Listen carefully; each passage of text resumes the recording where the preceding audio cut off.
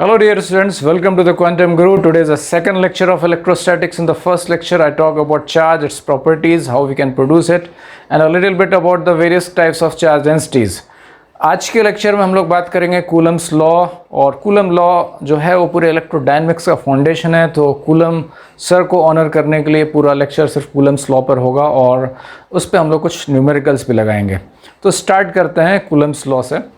Coulomb's law की discovery कैसे की, इसको हम इस सिंपल एपरेटस से समझ सकते हैं। इस एपरेटस में एक टॉर्शनल वायर के थ्रू एक हॉरिजॉन्टल रॉड है। हॉरिजॉन्टल रॉड के दो एंड्स पे डंबल जैसा शेप दिख रहा है, ए और ए डैश। दोनों के मासेस आइडेंटिकल हैं, लेंथ आइडेंटिकल, दोनों साइड की लेंथ आइडेंटिकल है। अगर मासेस डिफरेंट होंगे तो किसी एक साइड में वो नीचे ऊपर हो सकती है। तो ये तो मैकेनिकल सेटअप है। अब क्या किया जाए, इस ए को हमने कुछ चार्ज दे दिया, बी को भी चार्ज दे दिया, और बी एक बॉडी है जिसको एक इंसुलेटिंग स्टैंड पे खड़ा कर दिया जाए। अब इसके बाद यहाँ से एक्सपेरिमेंट शुरू होता है। जब हम बी को जो चार्ज बॉडी उसको ए के पास लाते हैं तो वो रिपेल करेगा और करेगा और ये यूं रोटेट करेगा। जब ये यूं रोटेट करेगा तो वो टॉर्शन वायर है, उसमें एक एटन उत्पन्न होगी, वो एक रेस्टोरिंग टॉर्क क्रिएट करेगा। तो दोनों के म्यूचुअल इंटरेक्शन से एक मैक्सिमम एंगल तक वो घूमेगा। तो जितना मैक्सिमम एंगल रॉड घूमता है उससे हमको ए और बी के बीच के फोर्स ऑफ इंटरेक्शन का एक आइडिया लगेगा। तो उन्होंने क्या किया, कूलम ने बहुत सारी थोड़ी चेंजेस किया। उन्होंने ए का चार्ज चेंज किया, बी का चार्ज चेंज किया, और उन्होंने देखा कि जो एंगल घूम रहा है वो उनके चार्जेस के प्रोडक्ट के प्रोपोर्शनल है।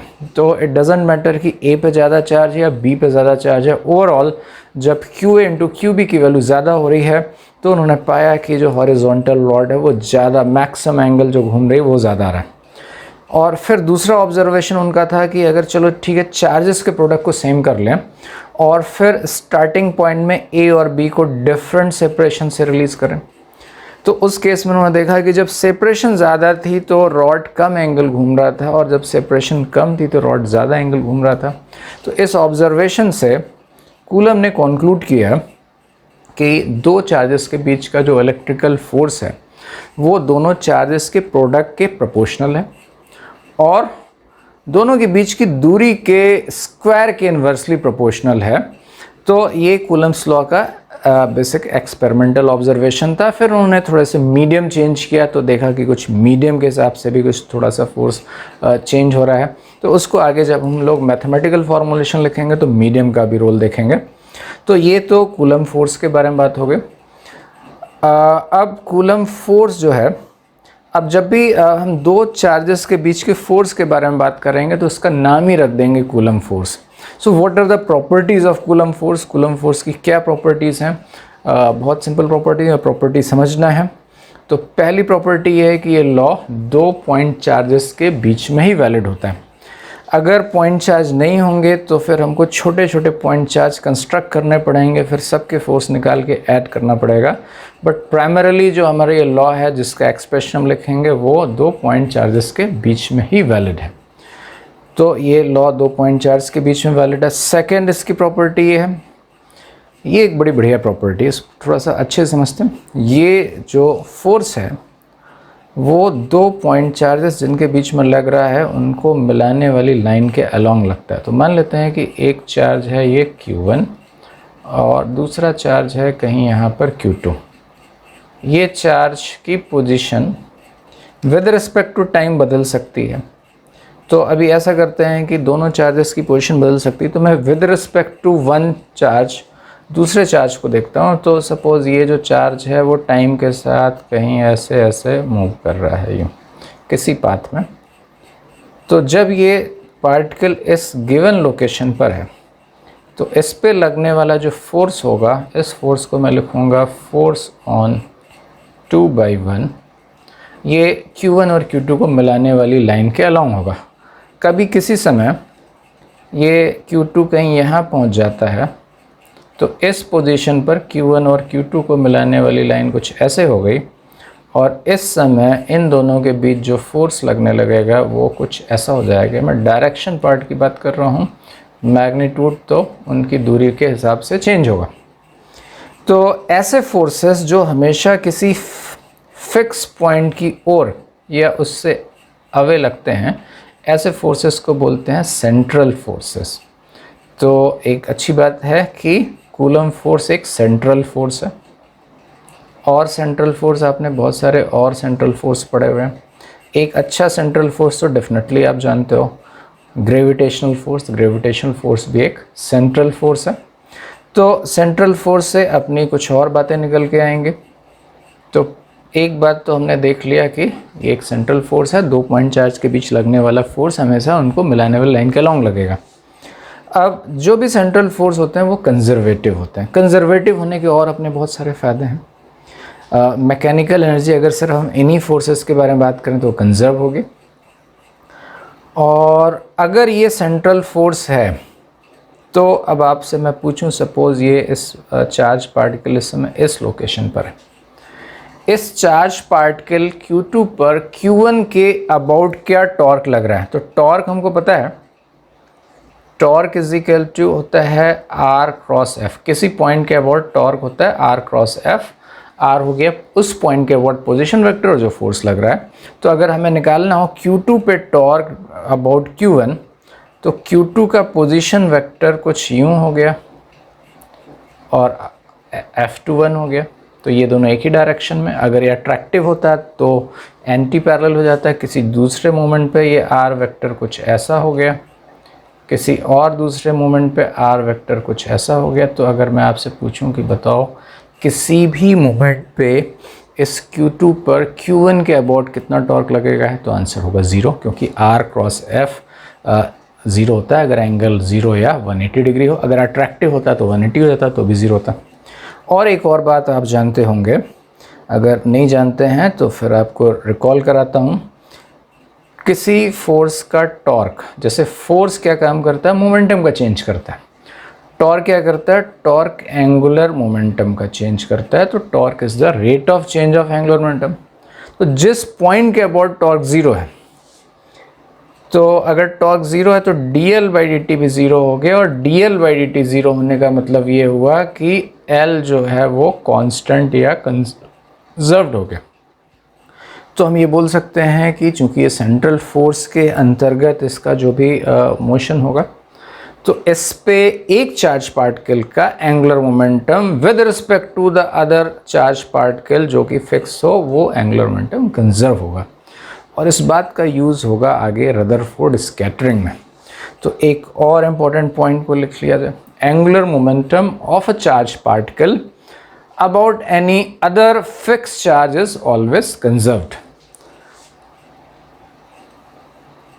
नेक्स्ट प्रॉपर्टी पे आगे बढ़ते हैं, और ये बड़ी इंपॉर्टेंट प्रॉपर्टी है, principle of superposition. Superposition principle बहुत जगह आपने पढ़ा होगा, लेकिन बहुत सारे चीज़ों का सुपरपोजिशन हो सकता है। तो जैसे मान लीजिए कि स्पेस में बहुत सारे चार्जेस हैं, ये Q1 है, Q2 है, Q3 है एंड डैश डैश डैश, ये Qn चार्ज प्रेजेंट है। और एक कोई चार्ज यहाँ पर प्रेजेंट है कैपिटल Q। तो कितना फोर्स लगेगा, मैं अभी उसके बारे में हमें नहीं पता है फॉर्मूला, लेकिन अभी हमने ये मान लेते हैं कि सबके साइन सेम है। तो Q1 के कारण Q पर जो फोर्स लग गया, वो फोर्स लग गया हमारा, इसको बोल दिया हमने F1। और जब मैं ये फोर्स लगा रहा हूँ तो मैंने अपनी आंख बंद कर ली, मुझे कोई और चार्ज नहीं दिख रहा है, ये फोर्स सिर्फ Q1 के कारण है। इनफैक्ट अगर हो भी तो इस पर कोई फ़र्क नहीं पड़ेगा। यही प्रिंसिपल ऑफ सुपरपोजिशन का बेसिस है। तो प्रिंसिपल ऑफ सुपरपोजिशन इस प्रेमाइस पे काम करता है कि स्पेस में बहुत सारे चार्जेस हों, किसी चार्ज पर किसी दूसरे चार्ज के कारण लगने वाला फोर्स बाकी अदर चार्जेस के प्रेजेंस या एब्सेंस पे डिपेंड नहीं करता है। तो अगर Q2 होता ना होता, Q3 होता ना होता, कैपिटल Q पर Q1 के द्वारा उतना ही फोर्स लगेगा। तो यही हाल बाकी चार्जेस के कारण होगा। तो जब दूसरे चार्जेस का प्रेजेंस किसी एक चार्ज के फोर्स को अफेक्ट नहीं कर रहा है, तो हम क्या कर सकते हैं, हम इस चार्ज पर फोर्सेस इंडिविजुअल चार्जेस का कारण निकाल लें और फिर नेट फोर्स निकालने के लिए उन सारे फोर्सेस को ऐड कर दें तो हमको इस पे लगने वाला नेट फोर्स मिल जाएगा। इसको थोड़ा सा उल्टा कर देते हैं, मान लो कि ये अट्रैक्टिव है। तो प्रिंसिपल ऑफ सुपरपोजिशन क्या हुआ? प्रिंसिपल ऑफ सुपरपोजिशन बोलता है कि किसी एक पॉइंट पे, एक पॉइंट चार्ज पे बहुत सारे चार्जेस के कारण जो टोटल फोर्स लगने वाला है वो इंडिविजुअल फोर्सेस का वेक्टर सम है। तो इसको मैं इक्वेशन के फॉर्म में लिख सकता हूँ, F net is equal to F1 plus F2 plus F3 dash dash dash. और ये बहुत जगह पे होगा, हमने वेव में सुपरपोजिशन पढ़ा है। तो वेव में सुपरपोजिशन हम इसीलिए कर पाए थे कि एक जगह बहुत सारी वेव पहुंच रही थी और resultant displacement is the sum of the displacement due to individual waves, क्योंकि दूसरे के आने ना आने से इंडिविजुअल डिस्प्लेसमेंट में कोई फ़र्क नहीं पड़ता, उसका इंडिविजुअल एग्जिस्टेंस बना रहता है। तो ये प्रिंसिपल ऑफ सुपरपोजिशन का बेसिक प्रीमाइस है कि एक चार्ज के एब्सेंस या प्रेजेंस से दूसरे चार्ज के फोर्स में कोई फ़र्क नहीं पड़ता। तो हमने प्रिंसिपल ऑफ सुपरपोजिशन भी कर लिया और आगे बढ़ें। अब अभी हमने बात किया है कि जो कूलम्स लॉ है वो 2 पॉइंट चार्जेस के बीच में लगता है। तो हर केस तो 2 पॉइंट चार्जेस का नहीं होगा। तो अगर मान लेते हैं कि हमारे पास 2 एक्सटेंडेड बॉडीज़ हैं, अभी पहले केस में मैं एक एक्सटेंडेड बॉडी और एक पॉइंट चार्ज ले लूँ, N extended body and point charge, ये तो भी आसान है, एंड पॉइंट चार्ज। तो हमें क्या करना पड़ेगा, हमारे पास जो भी फॉर्मूला है वो फॉर्मूला तो 2 पॉइंट चार्ज का ही फॉर्मूला है। तो कोई बात नहीं, ये कोई एक्सटेंडेड बॉडी है, इसको हम और एक ये हमारा पॉइंट चार्ज, इनके बीच इसका टोटल चार्ज Q है। ये टोटल चार्ज कैपिटल Q को हम इसमें कोई एक छोटा सा इसका एलिमेंट ले लेंगे dq। इस एलिमेंट की इससे दूरी कुछ ज्योमेट्री के हिसाब से हमें पता चल जाए r। इन दोनों के द्वारा के बीच में लगने वाला फोर्स हो गया dF। इसी तरह से इस पे बहुत सारे dq dq dq dq dq होंगे। इन सारे dq और q के फोर्सेस का वेक्टर फोर्सेस dF का वेक्टर सम करेंगे तो हमको मिलेगा F net is equal to integration of dF। इस तरह से काम करना पड़ेगा और यहाँ पर एलिमेंट लेना इज एन स्किल। और अगर दोनों ही बॉडी एक्सटेंडेड बॉडीज़ हैं तो दोनों साइड एलिमेंट लेना पड़ेगा। तो लाइक अगर हमारे पास एक एक्सटेंडेड बॉडी ये है, दूसरी एक्सटेंडेड बॉडी ये है, इस पे चार्ज Q1 है, इस पे चार्ज Q2 है, इस पे एलिमेंट dQ1 लिया, इस पे एलिमेंट dQ2 लिया, और ये थ्योरेटिकली बात कर रहे हैं, इन पे लगने वाला फोर्स निकाल लिया हमने और फिर ऐसे सारे फोर्सेस का वेक्टर सम करेंगे। बट इंटीग्रेशन हो पाने के लिए इनका डिस्ट्रीब्यूशन थोड़ा सा बढ़िया और सिमेट्रिक दिया जाएगा ताकि आप इंटीग्रेशन कर सको। रैंडमली कोई आर्बिट्री शेप की 2 बॉडी दे दें तो आप इंटीग्रेशन तो सेटअप कर लोगे लेकिन वो सॉल्व नहीं होगा, मैथमेटिकली बहुत मुश्किल होगा। तो आपको जो फोर्सेस के लिए क्वेश्चंस आएंगे सिमेट्रिक बॉडीज़ का होगा, ज़्यादातर तो डिस्क्रीट में अलग अलग निकाल के आप ऐड कर लोगे। कंटिन्यूस में एक पॉइंट चार्ज होगा और एक एक्सटेंडेड होगा। अगर दोनों ही एक्सटेंडेड हैं तो उनका यूजली डिस्ट्रीब्यूशन स्फेरिकल होगा या सिलेंड्रिकल होगा, और कुछ इस तरह से कि किसी बड़ी बॉडी को आप एक पॉइंट चार्ज में कन्वर्ट कर सको, और इसको हम आगे पढ़ेंगे।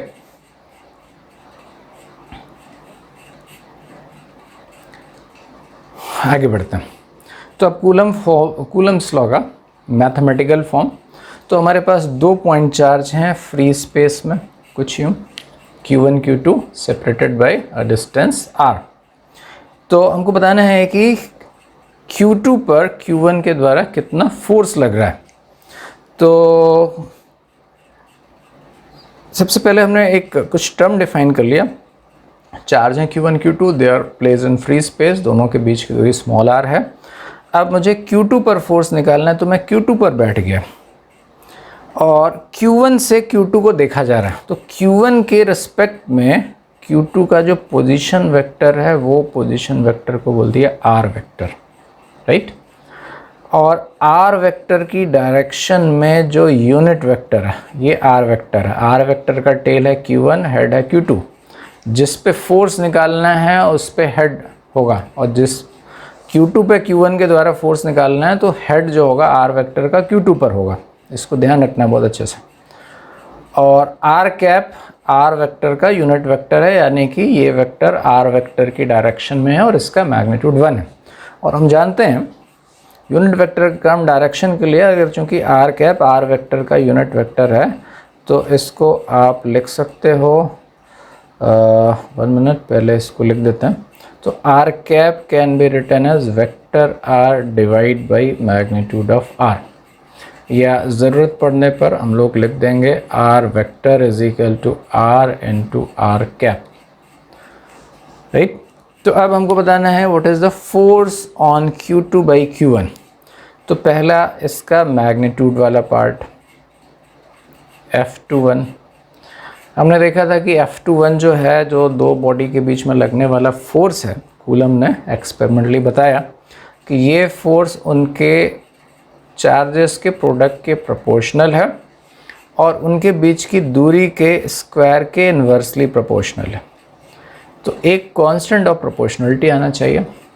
वो कांस्टेंट ऑफ प्रोपोर्शनलिटी भी बहुत स्पेशल है, उसको बोलते हैं 1/4 पाई एप्सिलॉन नॉट। थोड़ी देर के लिए यहाँ पॉज कर देते हैं, अभी वापस आता हूँ मैं इस पर। तो ये कांस्टेंट ऑफ प्रोपोर्शनलिटी है। अब इसकी डायरेक्शन, ये इसका मैग्नीट्यूड हो गया, ये जो आपको दिख रहा है ये मैग्नीट्यूड है। हमने ये बात भी कर लिया कि ये जो फोर्स है वो दो चार्जेस को मिलाने की लाइन के अलॉन्ग है। अगर दोनों चार्जेस के साइन सेम है तो रिपल्सिव है, और अपोजिट हैं तो अट्रैक्टिव है। इस Q1 और Q2 को साइन के साथ लिखेंगे। अगर दोनों चार्जेस के साइन सेम होंगे तो Q1 Q2 पॉजिटिव होगा, अपोजिट होंगे तो नेगेटिव होगा।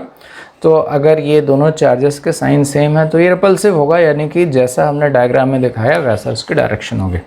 तो F21 का मैग्नीट्यूड हो गया। और अब मुझे एक यूनिट वेक्टर इसकी डायरेक्शन में और लगा दें तो इसका प्रॉपर वेक्टर फॉर्म हो जाएगा। और इसकी डायरेक्शन इनको मिलाने हुए लाइन के अलॉन्ग है, यानी कि R वेक्टर के अलॉन्ग है। और R वेक्टर के अलॉन्ग जो यूनिट वेक्टर है वो R कैप है, यानी कि इसको हम लिख सकते हैं R कैप। ये हो गया हमारा पहला इक्वेशन। और इसको हम लोग वेक्टर R के टर्म में भी लिख सकते हैं। R कैप को यहाँ से आप लिख सकते हो R cap is equal to vector R by small r। तो F21 can also be written as 1/4 pi epsilon naught Q1 Q2 by R cube, और यहाँ पर हम रख देंगे R वेक्टर। ये फॉर्मूला कई बार बहुत फ़ायदेमंद होगा, सेकंड वाला। सपोज़ हमको उनके बीच की दूरी नहीं पता, स्पेस में कहीं पड़े हुए हैं चार्जेस, लेकिन हमको ये बता दिया जाए कि ये जो Q1 चार्ज है इसका कोऑर्डिनेट्स हैं x1, y1 एंड z1, और Q2 चार्ज जो है उसके कोऑर्डिनेट्स हैं x2, y2 एंड z2। तो R वेक्टर जो हमने लिखा हुआ है वो R वेक्टर हो जाएगा, क्या हो जाएगा, वो R वेक्टर हो जाएगा सिंपली, इसको थोड़ा सा इधर लिख सकते हैं ऊपर। तो R वेक्टर हो जाएगा final position minus initial position, यानी कि x2 minus x1 i cap plus y2 minus y1 j cap plus z2 minus z1 k cap. इस तरह से अगर हमको दो Q1 और Q2 के कोऑर्डिनेट्स पता हो तो हम तुरंत R वेक्टर निकाल लेंगे। और इसका जो मैग्नीट्यूड होगा R का, वो जैसे निकाला जाता है वैसे ये square root of x2 minus x1 whole square plus y2 minus y1 whole square plus z2 minus z1 whole square. तो इस तरह से हम R को भी निकाल लेंगे। तो now coming to the meaning of this constant. तो सबसे पहले ये जो हमारा कांस्टेंट आया है, ये कांस्टेंट लिखा हमने 1/4 पाई एप्सिलॉन नॉट इसकी न्यूमेरिकल वैल्यू क्या होती है? इसकी न्यूमेरिकल वैल्यू होती है 9 × 10⁹ newton metre square by coulomb square. और इसमें जो एप्सिलॉन नॉट है, this is called permittivity of free space. What does this mean?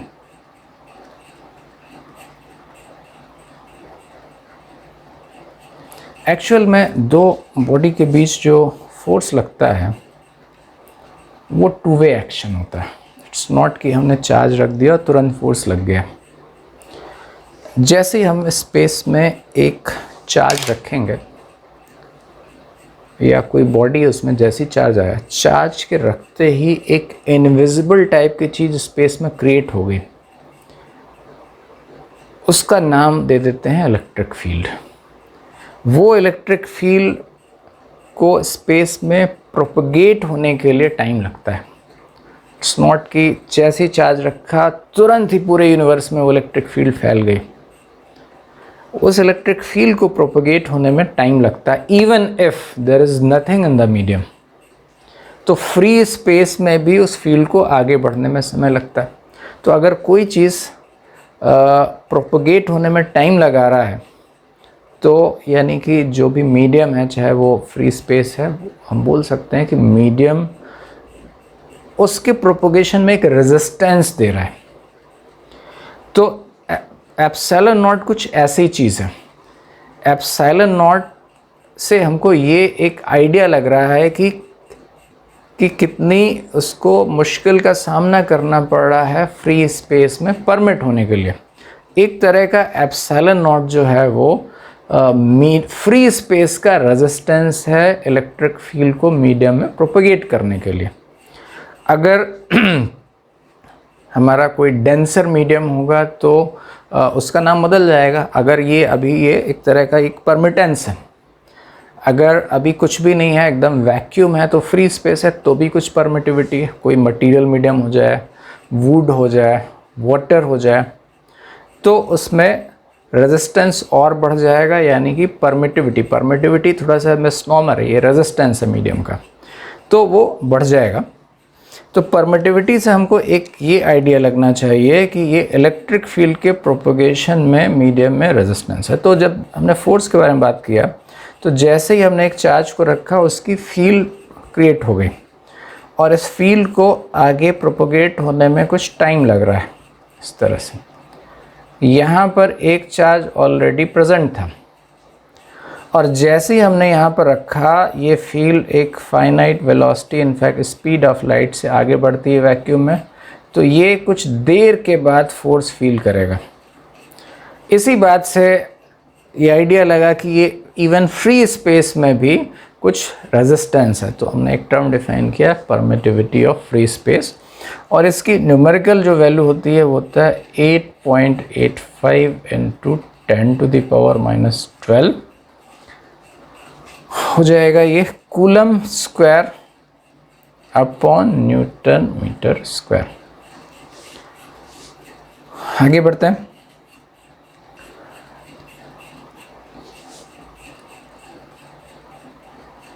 अब अगर मान लीजिए कि दो पॉइंट चार्जेस जो थे वो किसी मीडियम में हो और मीडियम को एक टर्म एप्सिलॉन आर से कैरेक्टराइज कर रहे हैं। अब इसका मतलब आएगा, जब तक मतलब नहीं आ रहा है तब तक उसका एक नाम दे देते हैं। एप्सिलॉन आर को हमने नाम दे दिया रिलेटिव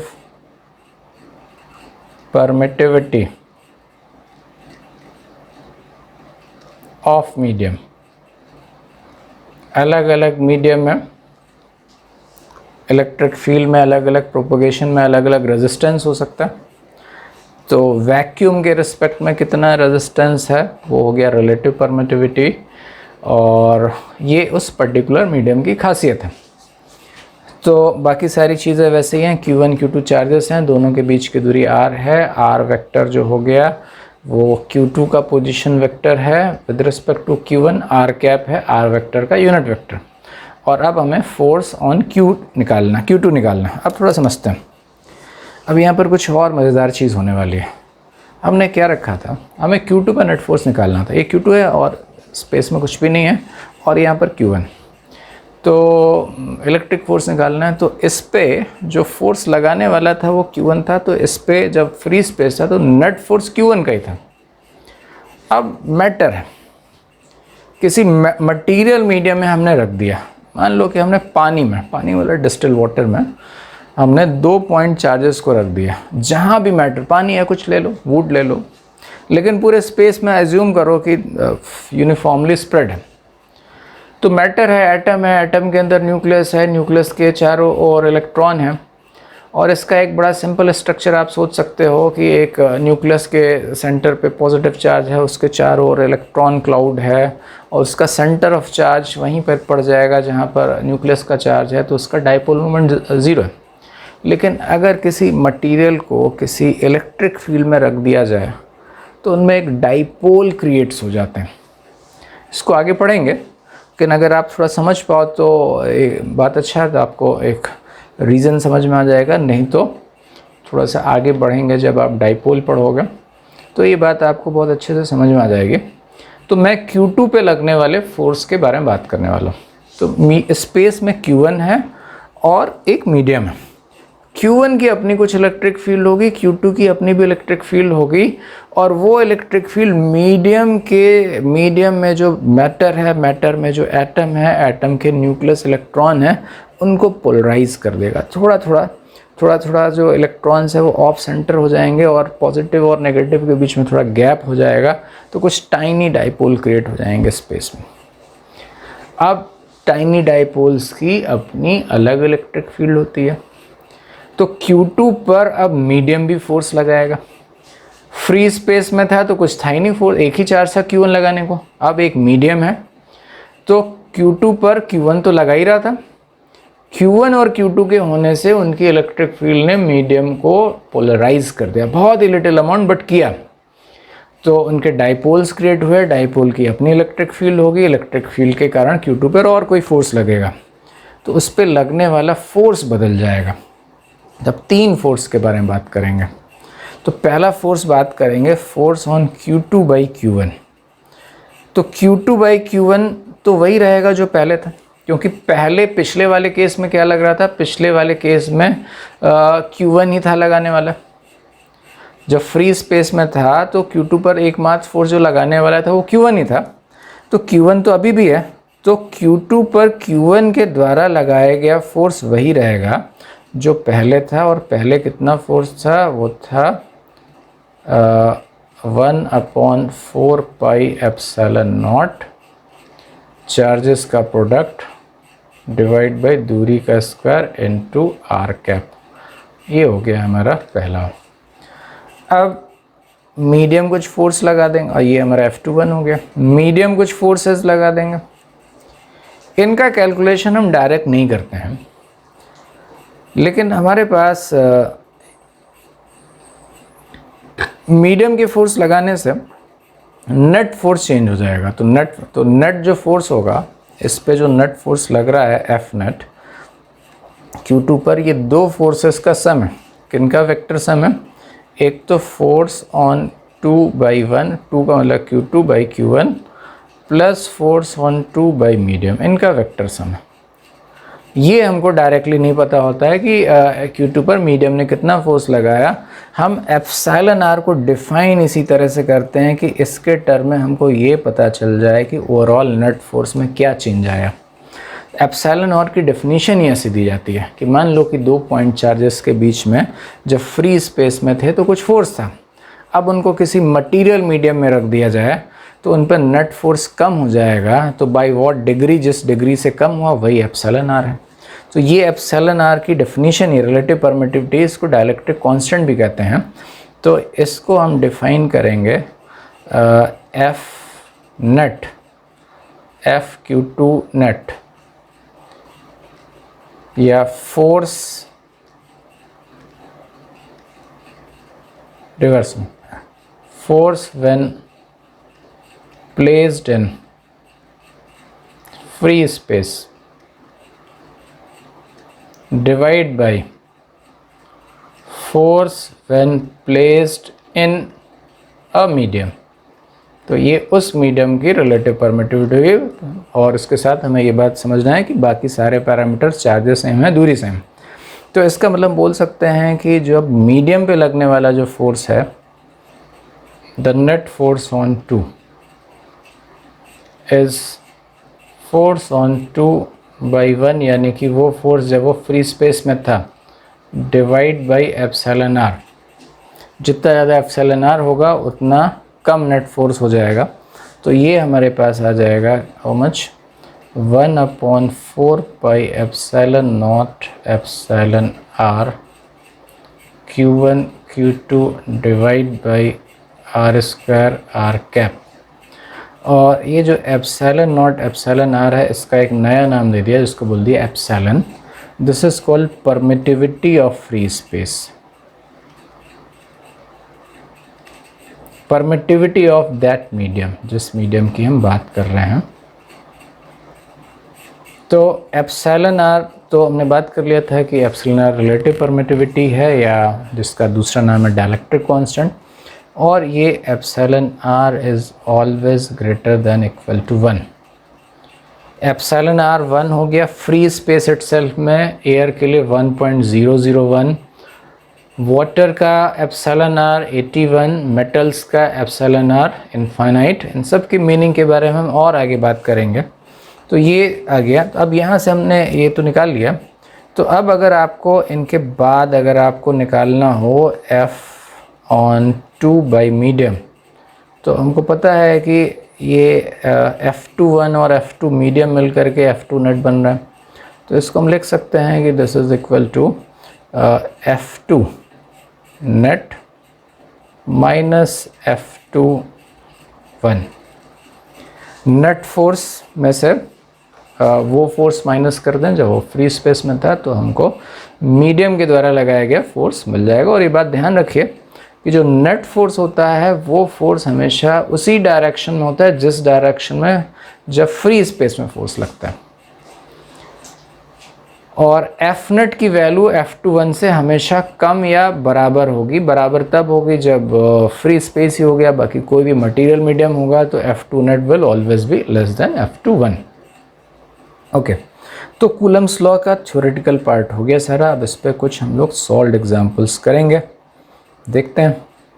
तो सबसे पहला सॉल्व्ड एग्जांपल ये हमारे पास 2 पॉइंट चार्जेस Q1 और Q2 हैं, और ये कुछ सर्टेन दूरी पे रखे हुए हैं, कुछ यूँ ऐसा।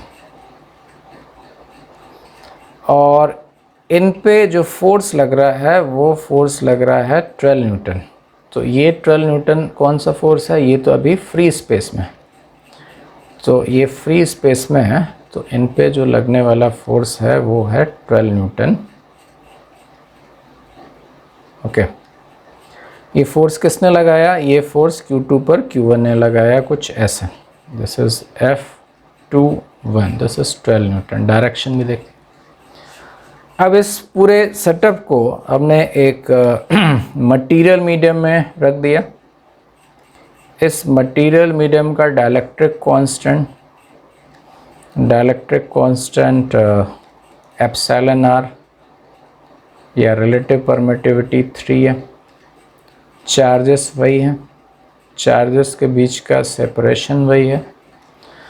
तो ऐसा करने से Q2 पर क्या Q1 के द्वारा लगने वाला फोर्स बदल जाएगा? आप पूछिए, बहुत सारे लोग इसका गलत आंसर देंगे। एक चार्ज पार्टिकल पे दूसरे चार्ज पार्टिकल के द्वारा लगाया जाने वाला फोर्स मीडियम चेंज होने से नहीं बदलता। जो बदलता है वो नेट फोर्स बदलता है, क्योंकि मीडियम का भी फोर्स आ गया। तो force on Q2 by Q1 will still be 12 Newton in the same direction, right. तो ये F21 की वैल्यू अभी भी 12 न्यूटन होगी। लेकिन जब हमने इसको इस मीडियम में रख दिया, तब इस पे जो नेट फोर्स आएगा उसी डायरेक्शन में होगा F नेट। लेकिन F नेट की जो वैल्यू होगी, जो पहले का जो फोर्स है जब वो फ्री स्पेस में था, उसका एप्सिलॉन आर टाइम्स कम होगा। तो अगर ये 12 न्यूटन है तो ये 12/3 यानी कि 4 न्यूटन हो जाएगा। तो एफ नेट आ गया हमारे पास 4 newton in the same direction as the previous force, और एफ नेट दो फोर्सेस का वेक्टर सम है F21 और मीडियम का फोर्स। तो मीडियम F21 में कितना फोर्स हम और ऐड कर दें वेक्टरली कि हमको नेट फोर्स 4 न्यूटन मिल जाए। F21 है 12 न्यूटन, तो अगर आप इस डायरेक्शन में 8 न्यूटन फोर्स लगा दो तो इस 12 और 8 का वेक्टर सम 4 हो जाएगा जो डायरेक्शन दिख रहा है, और यही फोर्स हो गया force due to medium, right. तो ये इसका जो मैग्नीट्यूड मिलेगा हमको, ये मैग्नीट्यूड मिल जाएगा 8 न्यूटन। डायरेक्शन अगर ये इधर है, ये इधर है, तो ये डायरेक्शन कुछ ऐसी हो जानी चाहिए। ओके, आगे बढ़ते हैं अगले एग्जाम्पल पे। तो इस एग्जाम्पल में 2 पॉइंट चार्जेस हैं 20 नैनो कूलम के, और एक इंसुलेटिंग स्ट्रिंग है जिसकी लेंथ 1 मीटर है, और इस सिस्टम को एक स्मूथ हॉरिजॉन्टल टेबल पे रख दिया जाता है। हमको इस रस्सी का टेंशन बताना। तो रस्सी का टेंशन तब होगा जब वो खिंची होगी। अगर ये कुछ स्ट्रिंग कुछ ऐसे होती है, इसको छोड़ देते तो रिपल करके खींचते, उस पर जर्क लगता। ये ऑलरेडी ये जस्ट स्ट्रेट पोजीशन पे था, और अब ये पूरा सिस्टम इक्विलिब्रियम पे। तो इसका एफबीडी बनाते हैं, किसी एक मास का एफबीडी बना लेते हैं। तो मान लेते हैं कि हम इसका एफबीडी बनाते हैं, तो इनका वेट और नॉर्मल बैलेंस होगा। वर्टिकल डायरेक्शन के फोर्सेस, नीचे जाने का फ्रीडम नहीं, ऊपर छोड़ने का आज़ादी नहीं, तो वर्टिकल डायरेक्शन के फोर्स बैलेंस हो गए।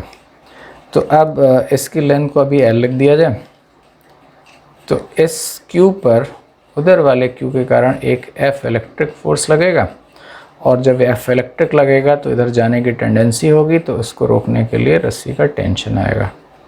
यही हाल इधर भी होगा, इधर टेंशन आ गया, और ये वाला इधर वाला क्यू इस पर इधर फोर्स ऑफ रिपल्शन लगाएगा F इलेक्ट्रिक। तो किसी एक के इक्विलिब्रियम से अगर हम देखें, किसी भी एक, तो हम लिख सकते हैं F electric is equal to T, तो T is equal to F electric. अच्छा, एक काम और आगे से कर सकते हैं। अच्छा, ये तो हमें न्यूमेरिकल के टर्म में दिया हुआ। आगे से हम लोग इस चैप्टर में ज़्यादातर चीज़ें जो मिलेंगी वो फ्री स्पेस में मिलेंगी, तो बार बार हमें 1/4 पाई एप्सिलॉन नॉट की ज़रूरत पड़ेगी। तो उतना बड़ा ना लिखने के बजाय हम उसको सीधे से K लिख देंगे। बट यही बात जब हम लोग कैपेसिटर के चैप्टर में पढ़ेंगे, तो वहाँ पर इस K का नाम होगा डाइलेक्ट्रिक कांस्टेंट, जिसको अभी थोड़ी देर पहले मैंने एप्सिलॉन R बोला था। ये सिर्फ अपनी एनर्जी एफर्ट को बचाने का है, और हमारा मतलब क्लियर हम क्या मीन कर रहे हैं। जब इस चैप्टर में K हम लिखेंगे, उसका मतलब हो जाएगा 1/4 पाई एप्सिलॉन नॉट, जिसकी न्यूमेरिकल वैल्यू है 9 × 10⁹। तो T is equal to F electric, side थोड़ा चेंज कर दिया, तो इसको एक्सप्रेशन के टर्म में लिखेंगे, तो K चार्जेस का product Q square divide by distance का square L square, just value put कर दिया जाए। तो K है 9 × 10⁹। चार्जेस का प्रोडक्ट हो गया 20 × 20, नैनो के 10⁻⁹ और 10⁻⁹, एंड डिवाइड बाई डिस्टेंस का स्क्वायर 1 स्क्वायर। तो एक 10⁻⁹ कट गया, तो ये आ गया हमारे पास 9 4 36, 2 0 यहाँ से, तो 10⁻⁷ Newton. This is the answer.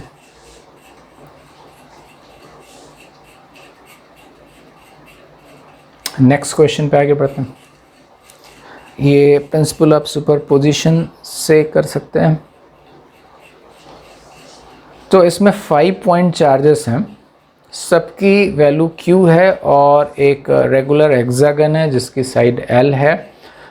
और अब हमें क्या करना है कि सेंटर पे एक -Q चार्ज रख दिया जाता है। इस पे कितना फोर्स लगेगा ड्यू टू ऑल चार्जेस। तो देखा जाए, बहुत आसान चीज़ है। ये जो इस रेगुलर हेक्सागन के अंदर 6 इक्विलैटरल ट्रायंगल आ सकते हैं, और इन सब की साइड, एक्चुअली ये सारे एंगल रेगुलर पॉलीगन है, जितने साइड होते हैं तो दो साइड जो सेंटर पे एंगल, दो वर्टेक्स जो सेंटर पे, नियरेस्ट वर्टेक्स सेंटर पे जो एंगल सेपरेट करते हैं वो 2π/n होता है। तो ये 360/6 यानी कि 60 डिग्री।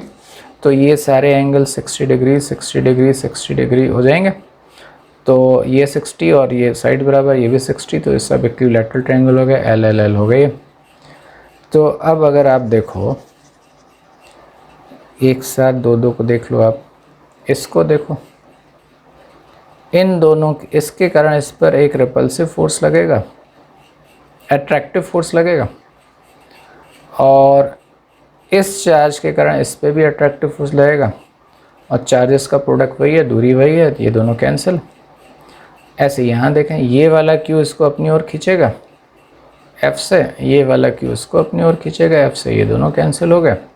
अब एक अनबैलेंस फोर्स ये बच गया, ये Q माइनस Q को इस डायरेक्शन में फोर्स लगा देगा अपनी ओर, और ये डिस्टेंस इनकी L है, तो जो फोर्स है वो हो जाएगा हमारे पास K चार्जेस का प्रोडक्ट डिवाइड बाय डिस्टेंस का स्क्वायर, दैट्स इट। और डायरेक्शन इस Q की ओर हो गई। ओके, और आगे बढ़ें अगले एग्जाम्पल पे। तो इस एग्जाम्पल में 3 पॉइंट चार्जेस, तीनों चार्जेस Q हैं, और वो एक सर्कल में, R रेडियस के सर्कल में चल रहे हैं एक कांस्टेंट स्पीड से।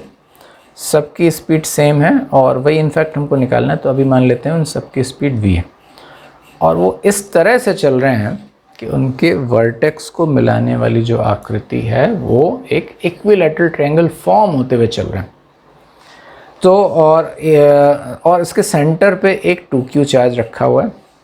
अगर ऐसा है तो हमें किसी भी एक चार्ज की स्पीड बतानी। तो देखते, थोड़ा सा एक छोटा सा रिज़ल्ट है, उसको आप लोग को डायरेक्ट ध्यान रहना चाहिए, लेकिन इसको आपको जल्दी से बता देते। मान लो कि ये एक हमारा कोई सर्कल है, उस सर्कल में हम कोई इक्विलैटरल ट्रायंगल सर्कमस्क्राइब कर दें। ये सर्कल का सेंटर, तो इनको मिलाया जाएगा, तो ये जो तीनों स्ट्रेट लाइन बन रही सेंटर से जाने वाली, उनकी लेंथ इसकी रेडियस के बराबर होगी, और ये एंगल होगा 60 का आधा 30 डिग्री। यहाँ से इस पर अगर मैं परपेंडिकुलर ड्रॉप करूँ तो ये लेंथ हो जाएगी r cos 30।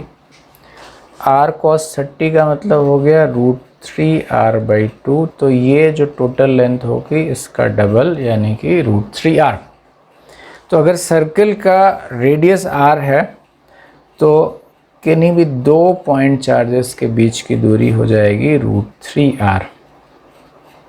ओके, तो अब मैं कोई एक चार्ज ले लेता हूँ। मान लो कि मैंने चार्ज ले लिया ये वाला, इसके सर्कुलर मोशन का इक्वेशन लिखेंगे तो देखेंगे इस पर क्या क्या फोर्स लग रहा है।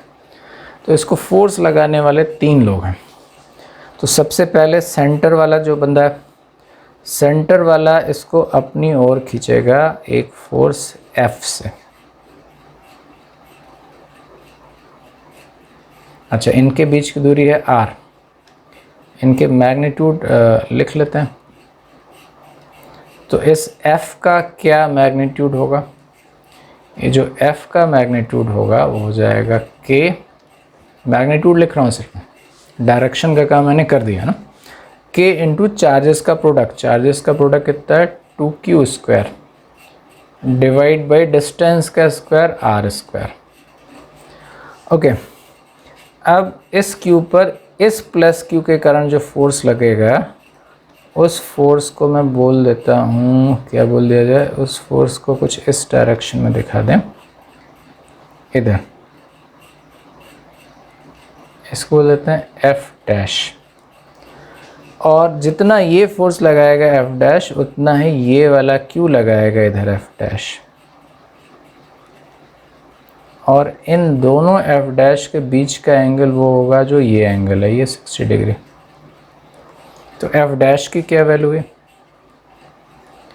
F' की वैल्यू हो गई K चार्जेस का product q into Q, Q square divide by distance का स्क्वायर रूट 3r का स्क्वायर यानी कि 3r स्क्वायर।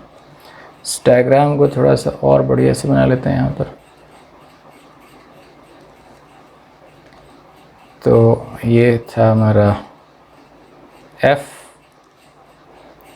और इधर f डैश, इधर f डैश।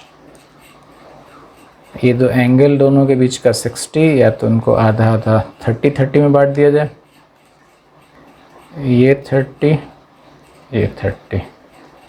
और यहाँ का जो चार्ज पार्टिकल Q है वो इस O सेंटर के अबाउट सर्कल में यूँ चक्कर लगा रहा है और इस समय उसकी वेलोसिटी है v।